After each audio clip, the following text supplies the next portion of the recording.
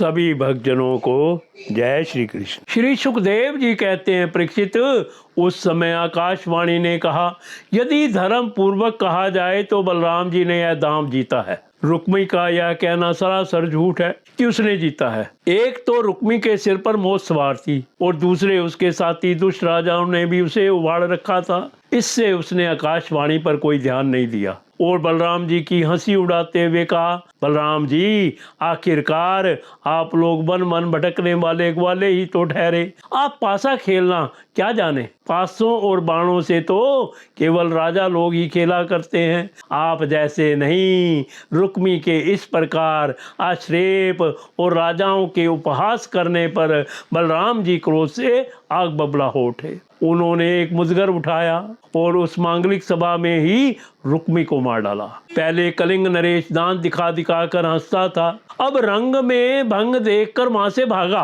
परंतु बलराम जी ने 10 कदम पर उसे पकड़ लिया और क्रोध से उसके दांत तोड़ डाले। बलराम जी ने अपने मुजगर की चोट से दूसरे राजाओं की भी बांह, जांघ और सिर आदि तोड़ फोड़ डाले। वे खून से लथपथ और भयभीत होकर वहां से भागते बने।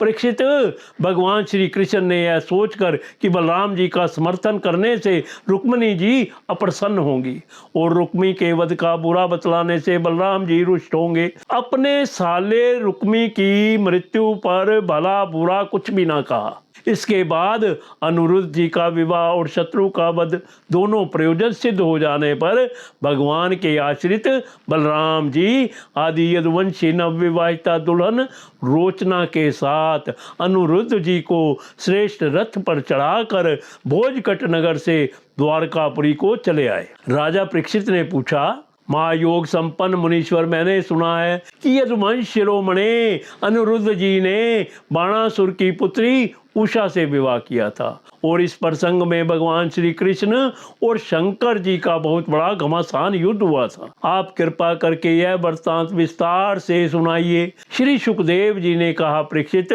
महात्मा बलि की कथा तो तुम सुन ही चुके हो। उन्होंने वामन रूपधारी भगवान को सारी पृथ्वी का दान कर दिया था। उनके 100 लड़के थे, उनमें सबसे बड़ा था बाणासुर।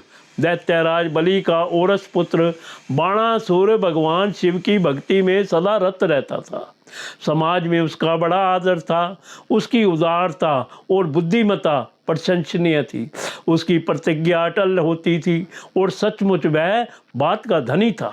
उन दिनों वह परम रमणीय श्रोणितपुर में राज्य करता था। भगवान शंकर की कृपा से इंद्र आदि देवता नौकर चाकर की तरह उसकी सेवा करते थे। उसकी 1000 भुजाएं थी।